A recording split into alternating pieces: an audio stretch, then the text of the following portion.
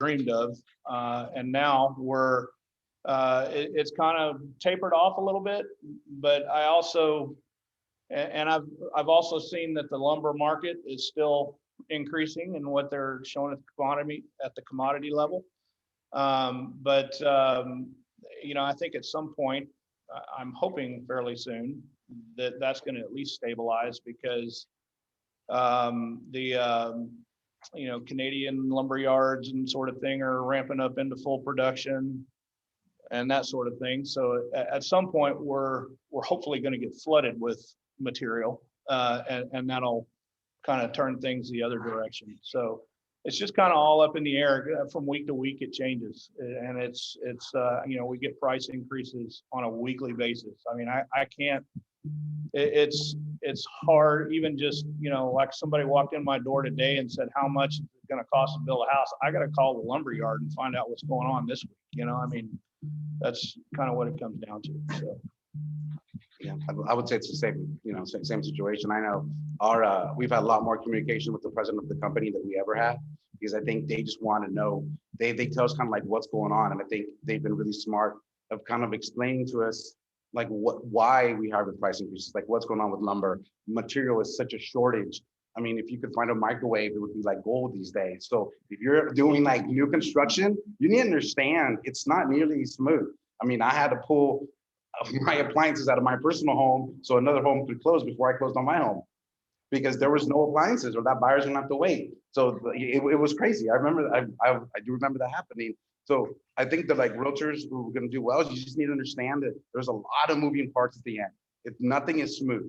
Now, obviously I want it to go and he wants it to go just as smooth as you do, but like, together we could make things happen, but there's a lot of bumps in the road. And when it comes to pricing, if I open up my email and we went up today, we went up today. Like, I think a lot of it does drive off of lumber and how much materials cost. Like Frankie showed a really good post today. You should read it. It really gave me some insight on kind of like the lumber, and there's not really a shortage. It's just the production of it. So that's what I could. One of the things also is that if you consider, once the virus hit, a lot of lumber mills shut down because no one expected it to go the way it did. Everyone, I was even relaying the same message that just think about it. More than likely, there's going to be the housing market's going to slow down, because I remember this time last year that I was telling people, hold off, think about it, you should be good. I didn't expect it, and no one expected, because if you read any article out there, just throw a stone and you'll read an article. No one expected that the inventory or the housing market to go the way it is.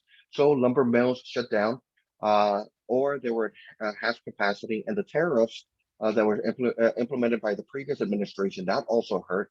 So all of us, realtors, sales counselors, everyone needs to take into consideration that. One of the things that we could possibly also do is that, because of the forbearance that are coming up, I do encourage y'all, or majority of us, to do short sales and foreclosures, or to get certified with that.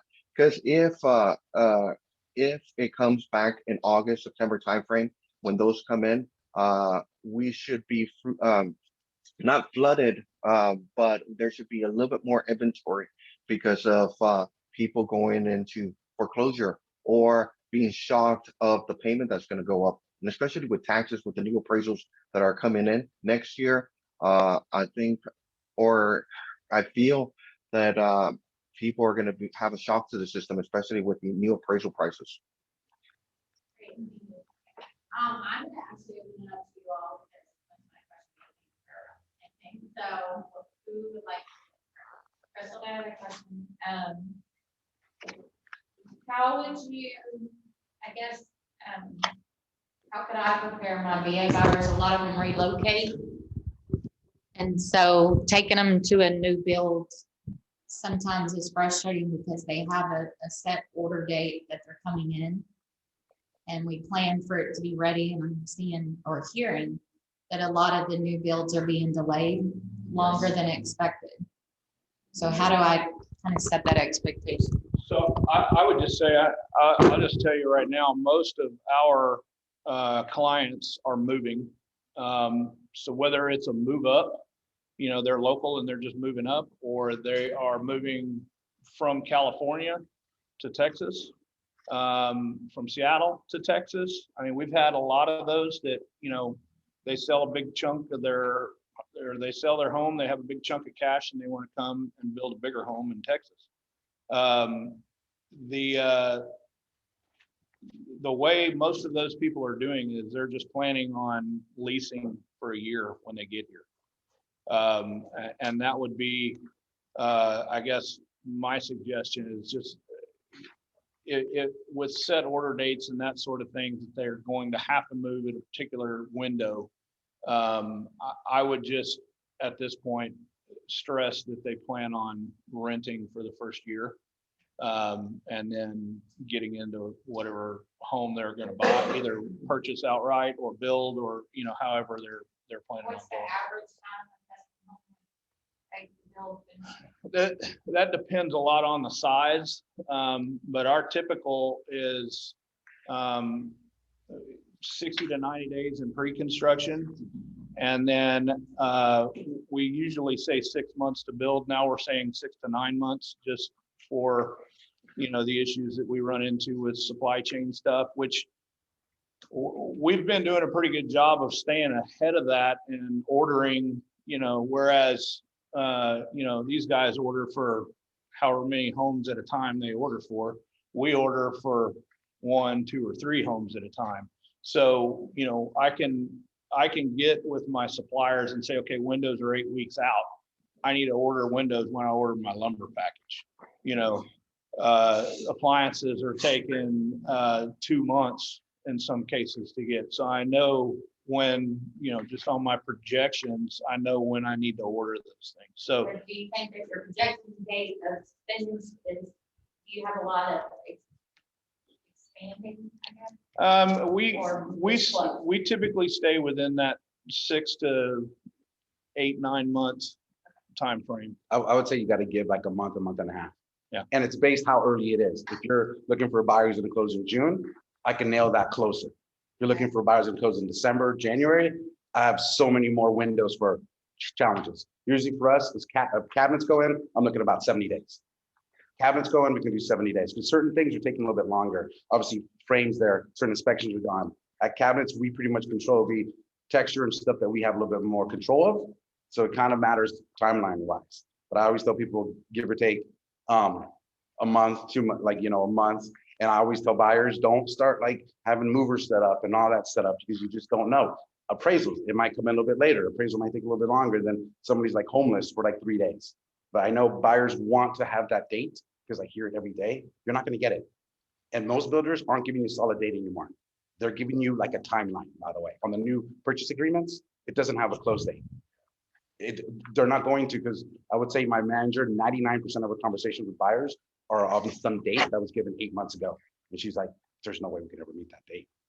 So with production homes, you're seeing about a month out. I would say a month. A month, less.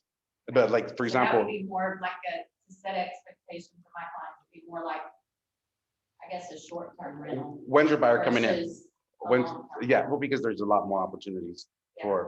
for things to be delayed than something that's 30 days out.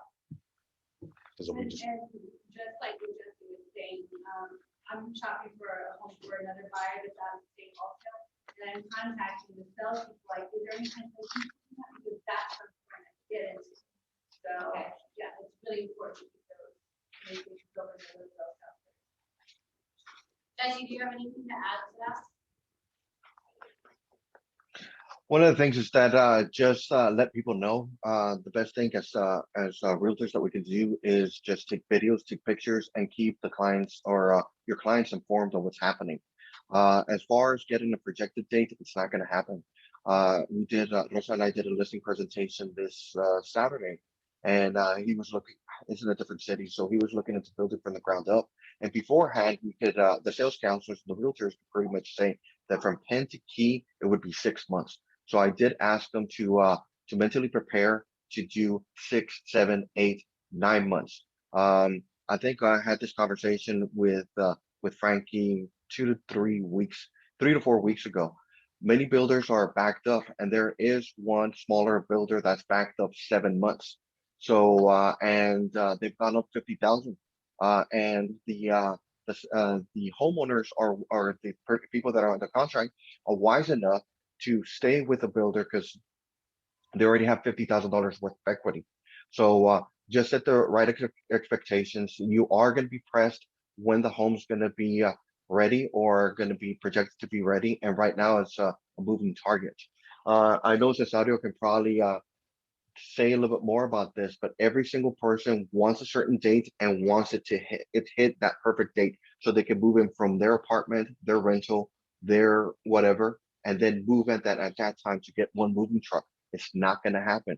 It was difficult to project it when times were good. It's going to be impossible to project right now. I have one more. Okay, sorry. Does anyone else have one? Yeah. I'm also hearing where there's price increases, Yes. like when they're delayed. So how do we kind of tackle that? When you've got somebody that's already under contract and it does go up? Well, for us at the moment, and I'm saying that for us at the moment, because every builder is different. If you're under contract, we're honoring that the whole bill. Okay. Because that was. But not everybody, that's what we're doing right now. Okay. As of this morning, it's email. Got it. As of right. And I'm saying that because things change so fast by the time I get to my office, but yeah, check, hold on. I think the email came through. No, but we've been lucky and we asked, because we do get a lot of feedback from our managers, like, what do you guys feel you want us to do? Do you want us to keep realtors at 3% commission? Or do you want incentives to go out? So we do have some saying, we're like, keep the 3%, the standard, the buyer maybe gets less incentives. Because every builder's trying to find their way. And so, we're lucky that we kind of do have voice. Okay. Yeah, so on our side of it,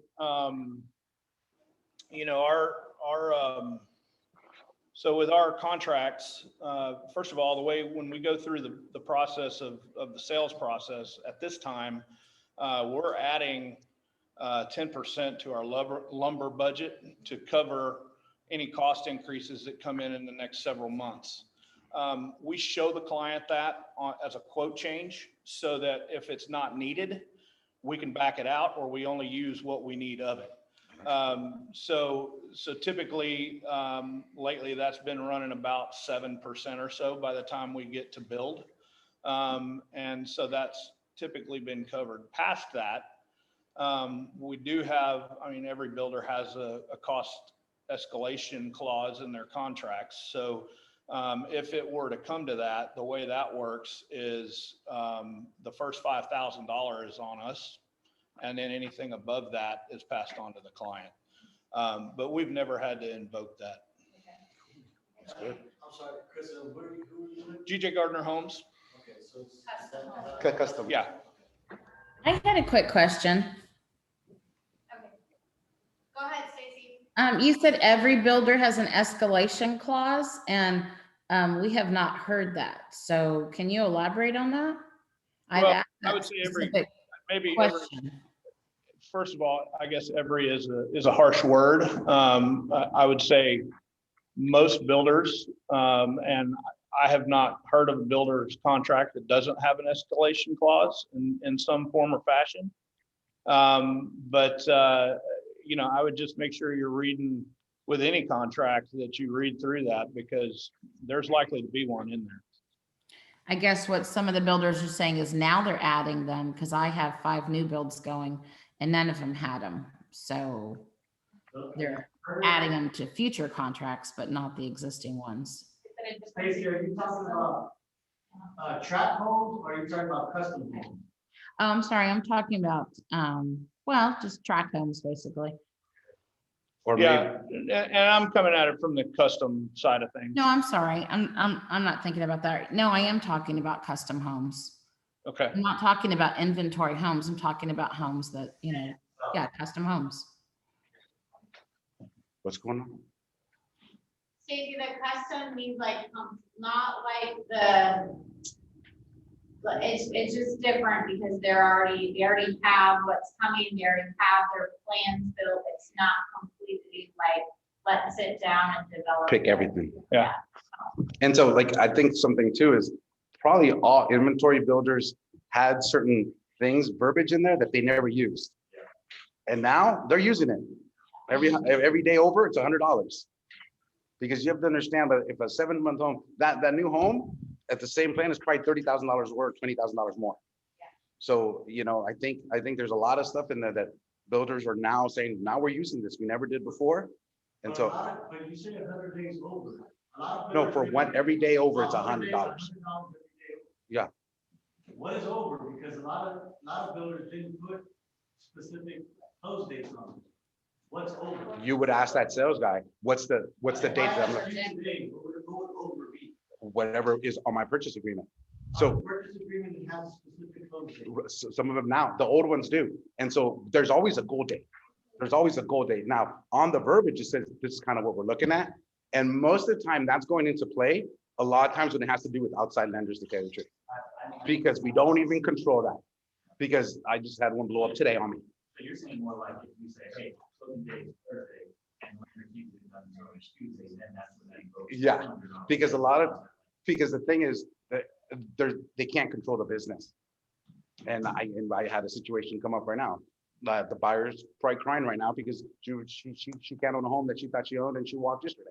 And then she just went with my lender this morning and my lender's like, there's no way this person could purchase this home right now. And it's so sad because they were told that they could and they went to the walk and they're not.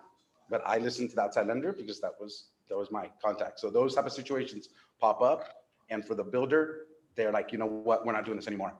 And so it's sad, but that's how things happen sometimes. Jesse, do you want to add anything before I have Robbie ask this question? No, best practice is probably take, I know you might have a strong relationship with the outside lender, but if you're going with custom or track builders, I do strongly suggest that you go with their lender. It makes everything a little bit easier, and heaven forbid there's a delay. And it's the builder's lender. The builder, I'm assuming Cesario could probably correct me on this, but they're a little bit more understanding. But if the outside outside lender delays it for whatever reason, cancellation automatic. Robbie? Oh, I got two questions for y'all, and I know they handle them different. So right now, we're seeing a lot of this, when a home doesn't appraise, is getting canceled instead of, if they don't have a rate of bring. So on both of your sides, are y'all seeing that a lot with y'all's houses, or are y'all meeting appraisal for the majority? So typically when our stuff is appraised is at the close of construction. And that's really mostly between the client and the lender. So we're not really all that involved in that. I would say, for example, that I'm in a brand new community. I started at 180s. I'm not 180 now. So don't ask me if I'm everything 180. You're right. That's going to be an enormous challenge. But as my management said, we rather carry the home than drop the price. We're not losing that much money, guys. And so everybody's aware of that. You tell the realtor, you tell the buyer, if we're not dropping, those dropping days are done. Because the amount of people coming in with cash and buying, so like we're not going to do that to us. So what's the point of a price increase if you're going to drop it anyways? So now it is a case by case scenario. I have seen some where our manager is a little bit more lenient. So it is a case by case, but it's definitely. Does it depend on how big that gap is? Yes, and I think there's a few variables: location, area, or the home's appraising, or the other houses appraising. What's that? Ugly house. Ugly house. I mean, if you're in it, if you're not. I mean, there's a lot of variables. But it's definitely a tough conversation to have when you get the appraisal 3 days before closing. You have to tell the buyer, if you want the home, you need to bring more money to the table. It's not easy. Yeah, well, and the main reason I ask is because I've got both tract homes and custom homes coming up here that haven't started yet because of delays. And I'm kind of worried now, on the custom, not so much because of how much they've blown up, and they contracted October last year. So not really worried about that one. But these tract homes, I feel like, just with how they're flying, now and the prices are going up, it seems like every 3 houses they sell, it's another $1,000 on top, for sales price. So I'm just curious, how that's going to work with appraisers coming, Appraisers have been a little bit more lenient because I've a communication with a few of them, and I think they're understanding. Like, it's not just us, everybody's in that same boat. So I can see that they're giving a lot more than they used to. And so I see it's hopefully getting a little bit easier. I think the tough one, is when you have a home cancel and you sell for the new price, and then you have the one that's 6 months, that one still has the old price. This one's gonna appraise, let's all cross our fingers. That's why I was confused, because I was like, you said you honor the contract price. On that as of one. Today, Yes, yeah, yes, okay, that makes. yes, yes, sir. Robbie, go ahead. Robbie had a second. Still got Sorry. another question, No, Bobby. you You're can- on question. No, two. Hey, Hey, I want to throw something in there real quick. As far as the appraisal goes, the interesting part for us right now, we're finding is, so we have a specific client who has purchased a lot in Dancing Bear. I want to say Sounds nice. in January, I think they purchased it. Dancing Bear had new owners come in, buy up all the lots, and they remarketed them, had a huge sale one weekend and put like, I think 100 lots under contract. Cool. And the prices were like 5 times what they were selling for. And so now this client bought like, I don't know, a few weeks before that. And so now they're actually probably going to be able to qualify for more house because now they have more equity in their land.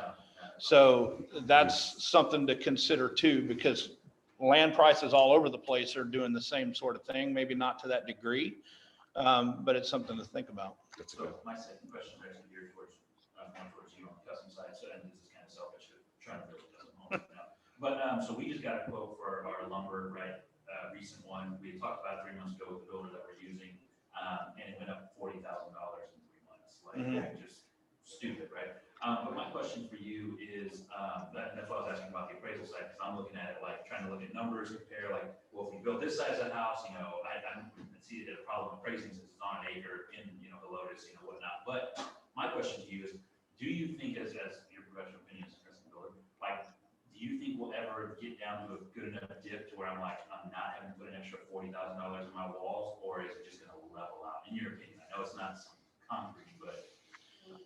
So I think, as opinion goes, I think it's going to stabilize somewhat for probably a period of a couple of months. Because I think we're also going to see a small drop in demand because people are going to get to the point where they're just like, oh, I'm just waiting. I'm not going to pay that much for lumber. And then the market is going to kind of get flooded with lumber because now everybody's trying to keep up with the demand. But then I think when that happens, it's going to pick back up again. And that also has to do with the fact that we've also got a huge influx. I mean, I get calls from California and, you know, West Coast states, at least once a week. And a lot of them are people that are saying, I mean, literally we've had the conversation that, you know, look, my house is selling for, you know, 10 times or more what I paid for it. And I'm looking around trying to figure out what to buy here, and what I want to buy is 10 times more what I want to spend. And so I'm looking for the next market that this is going to happen to. Yesterday, one of my sales consultants came to me and said, we've got a client that wants to build outside Austin. I was like, ooh, I don't know about outside Austin because that market is crazy. I said, do some comps. He's actually a real estate agent too. I said, do some comps and figure it out.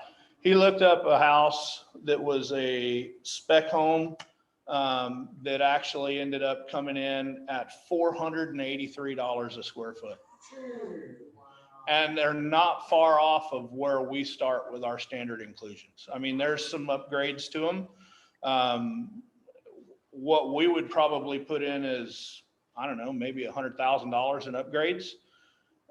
You know, who knows what they're putting it in for, but I mean, our houses are probably $170 to $200 a foot, and that's at $483 a foot. Yikes. So, but to go back to your question, I see a stabilization possibly coming, but you know, nobody can say that for sure. But the way, if you want to save money, I can talk with you a little bit about how to try to save money and where that $40,000 is coming from. I mean, that could be a long, boring conversation for a lot of people. So if you want to talk to me later, that's fine.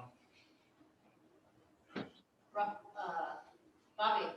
Yeah, so this is more for Cesario, because you mentioned about cash buyers, right?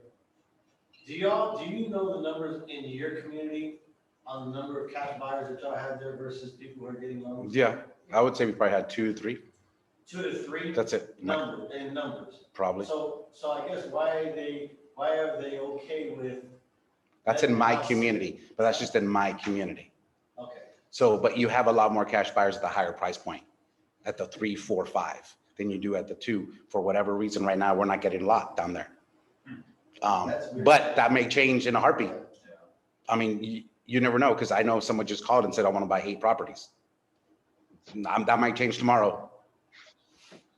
But the thing is so that's kind of like, everything is so different, man. Like everything is changing on the day. Probably your price point too. Yeah.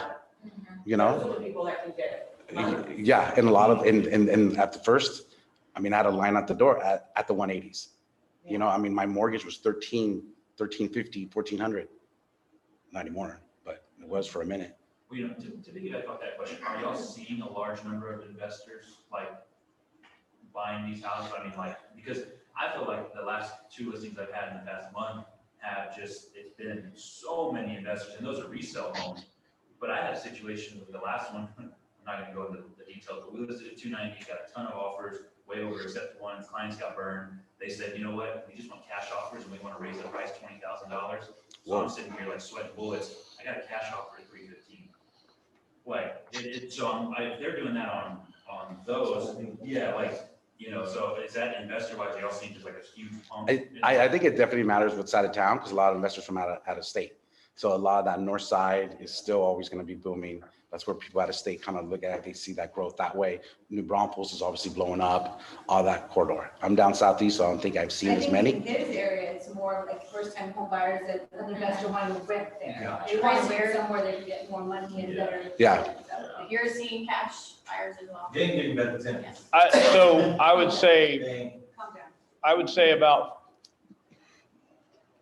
40% of the leads that we've had come through the door since December have been people interested in Airbnb-ing their homes that they're going to build.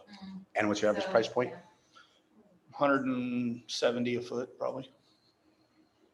Jesse, do you have anything to add before we see if anyone else has a question? No, one of the things is that I think if we actually analyze every single home that we have under contract, we don't have any FHA, VA or USDA. All of the other ones that we have are conventional loans right now. I'm looking at the board right now and I don't see any FHA, VA, USDA loans on here at all.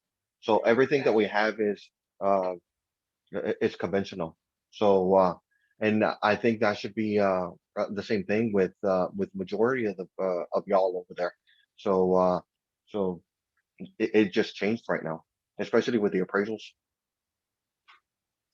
Who else has a question?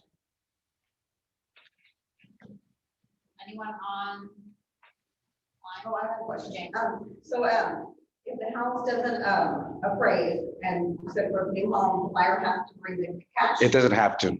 I'll go to my boss and say, here's the situation, here's the community, here's the property. They do a full breakdown.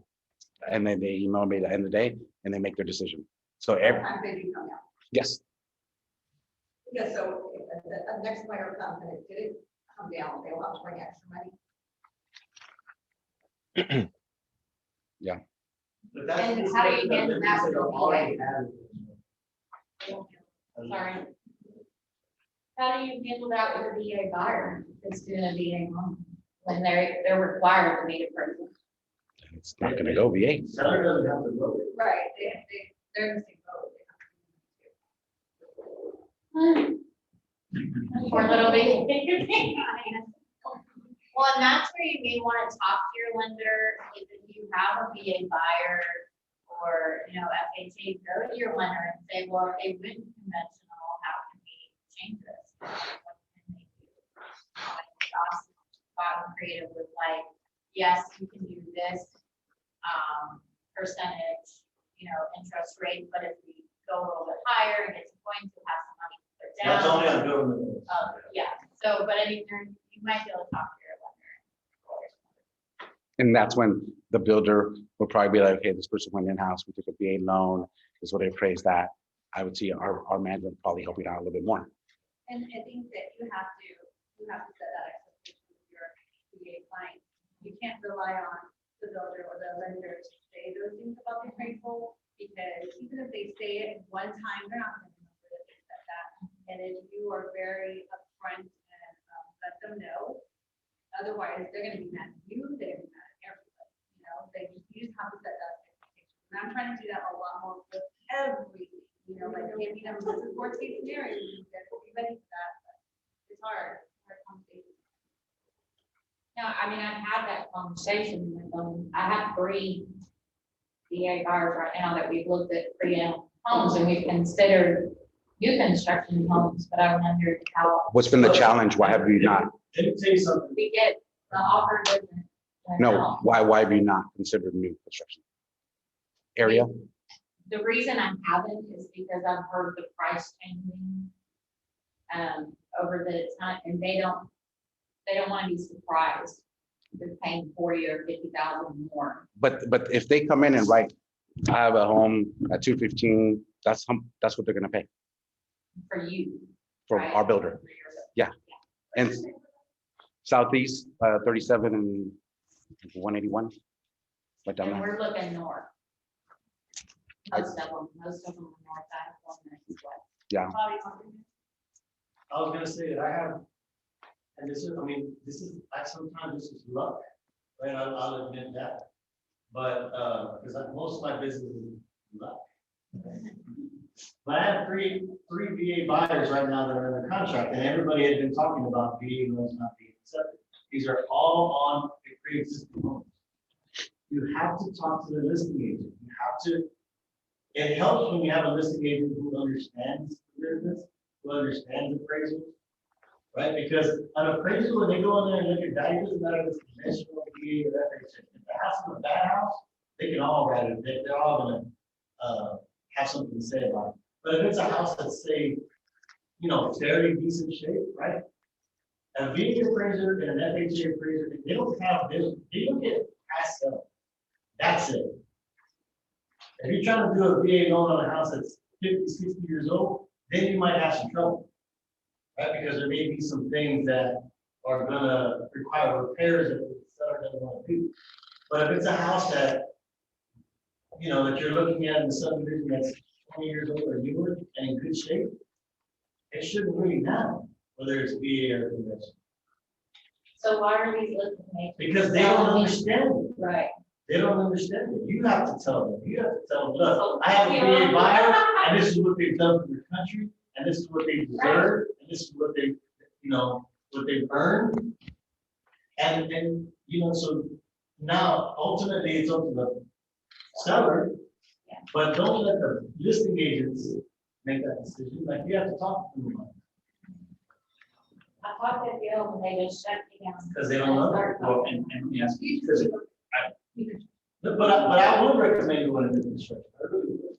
so the question I have on the VA, just because this will give you better reference for what are you all coming over the amount and all that, or are you making pretty like? It's slim on pretty close to what the list is because they don't have the money So, to pay the. I think that's the problem, not the VA, because like on my last 2 listings, I'm telling you, like, the first one had 25 offers and every single one of them was over asking up to 25,000 over.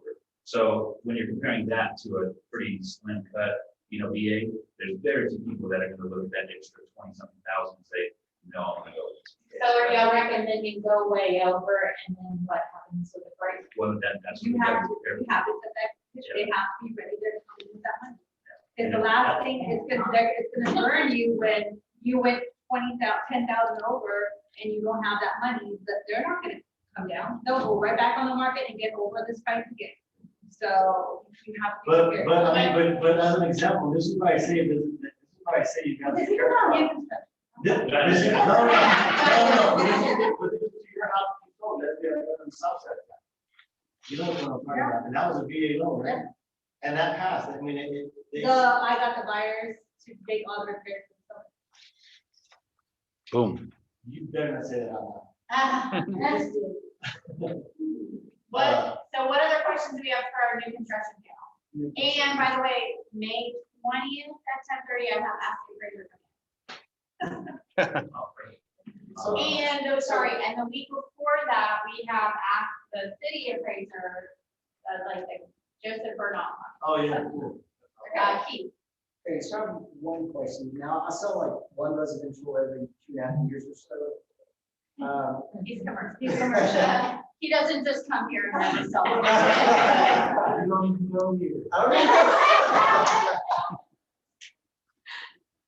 See what I'm saying? So, but on the commercial side, we follow, I guess, large developments, especially like with residential. Now, I don't know if y'all being new construction residential in San Antonio, there was it sounds like the REITs and real estate funding programs are now buying up all these new home buildings.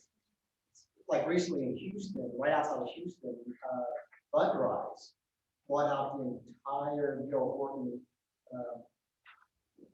what is it called, neighborhood. I mean, so they didn't have to sell them individually. So they just came in, offered one, like, how much are you gonna sell all these for? Here's the money, just let's do it right now, and they did.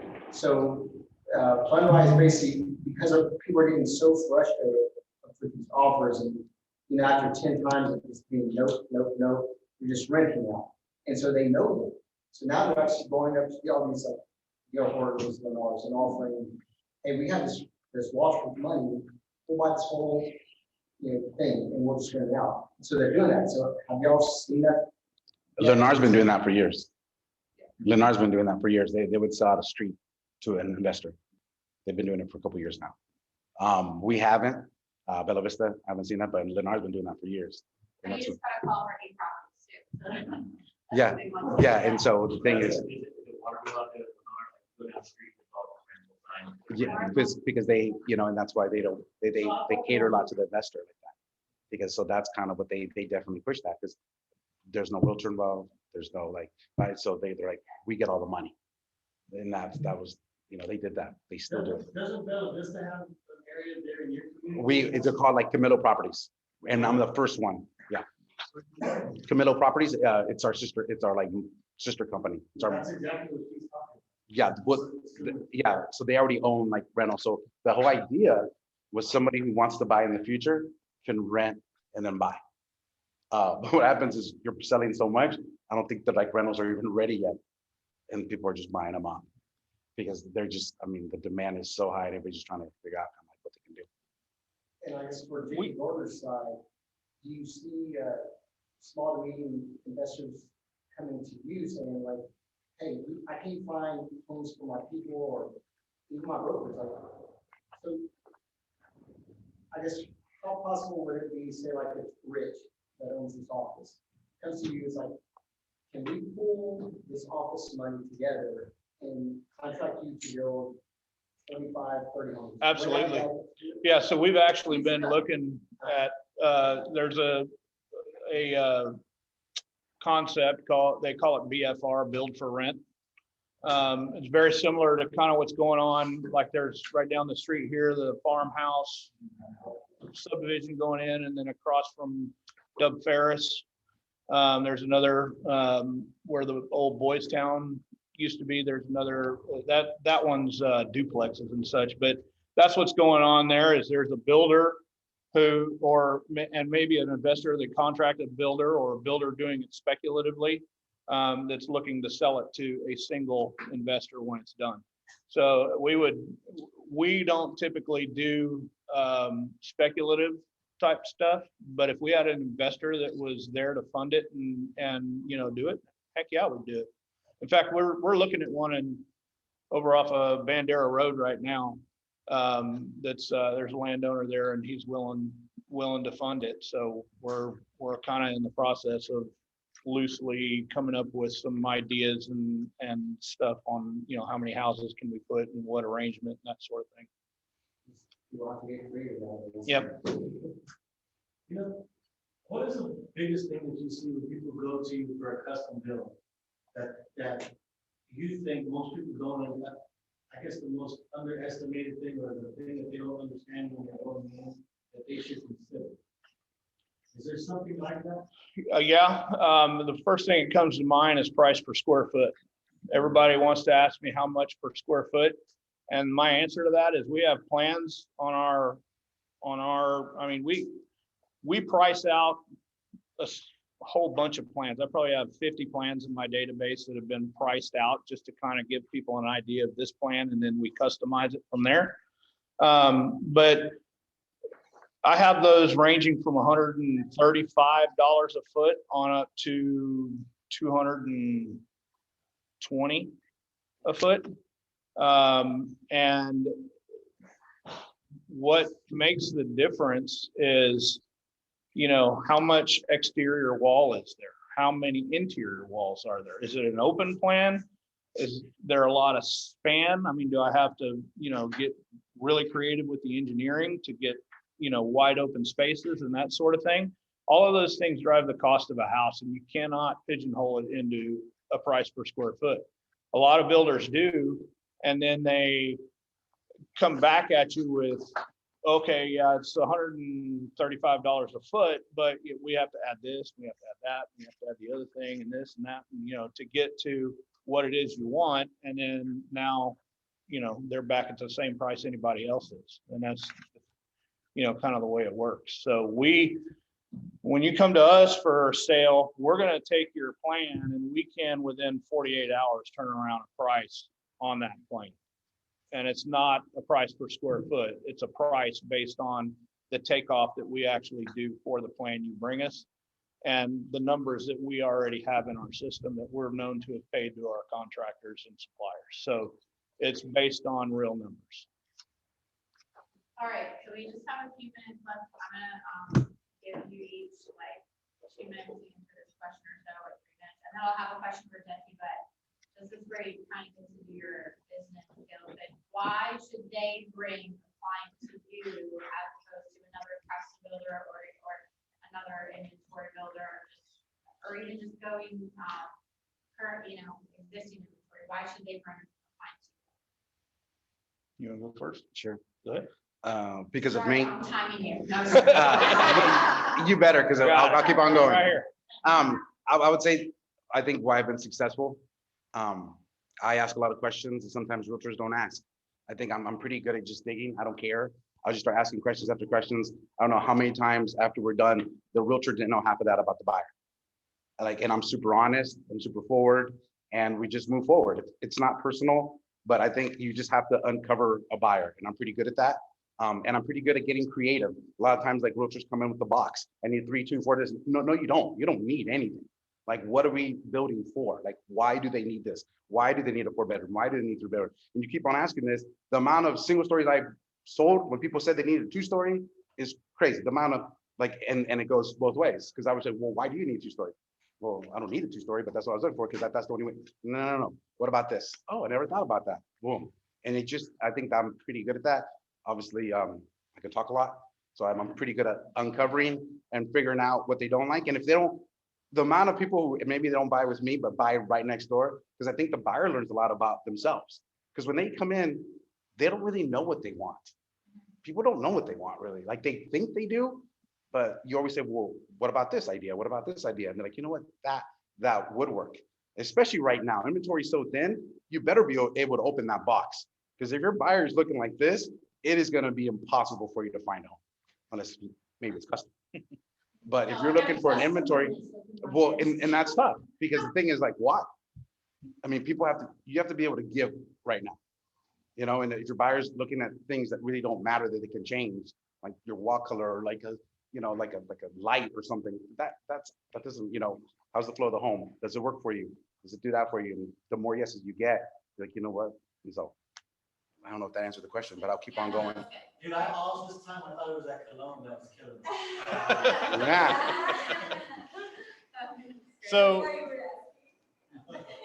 So with us,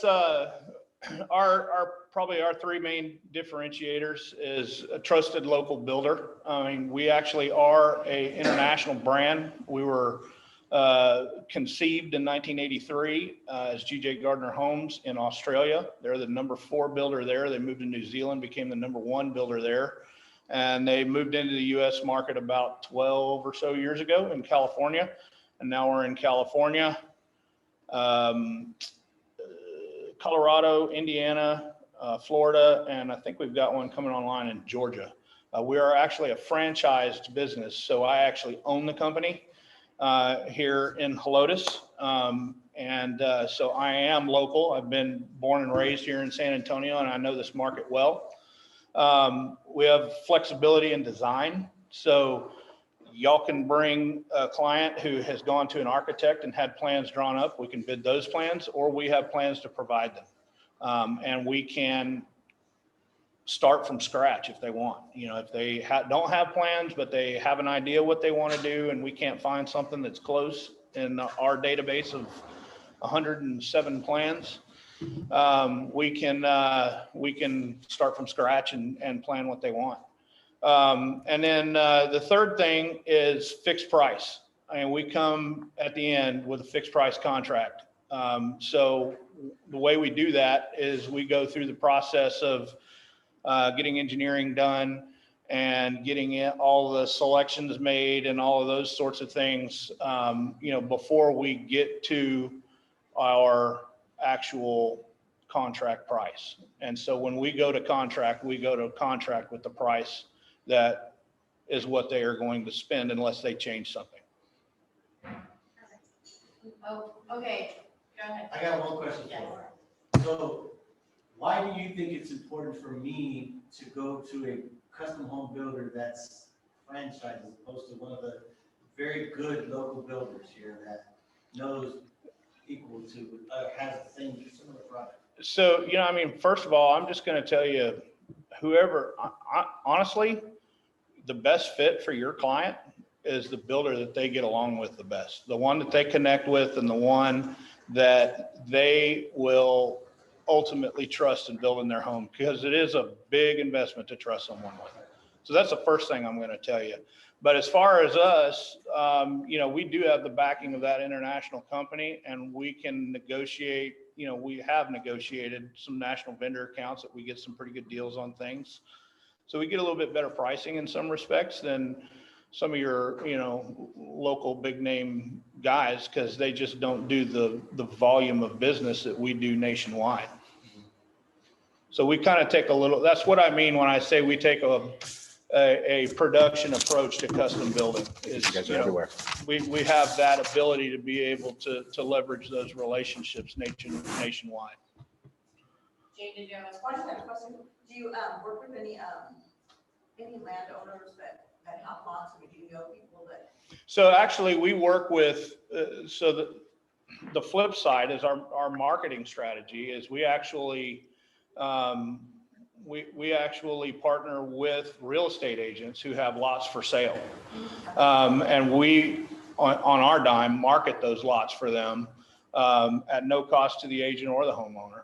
And we put them on our website as homes for sale to be built. And we pair a plan that fits the HOA rules and so on and so forth with that lot, so that people know exactly how much it's going to cost to build on that lot.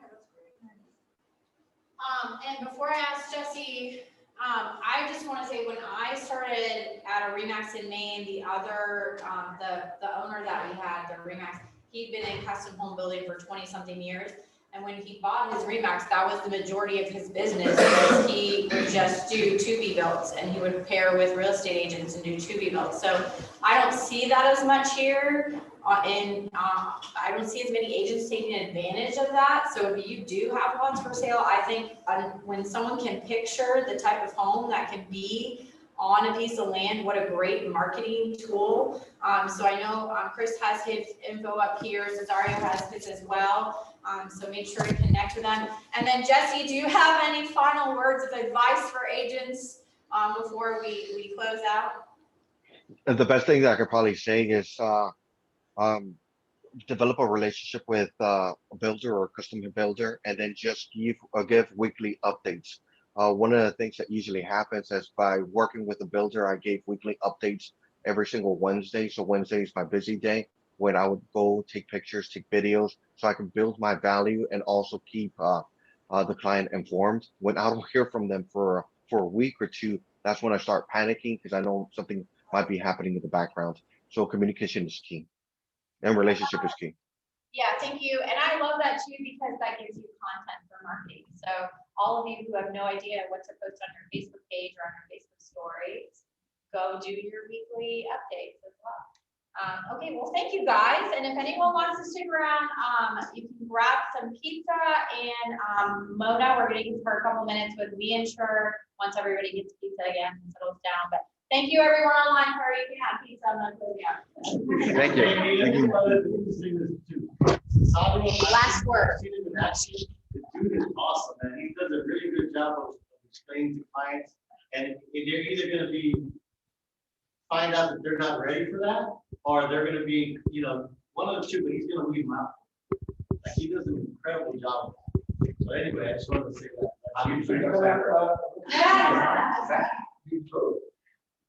My wife is. Yeah. So, I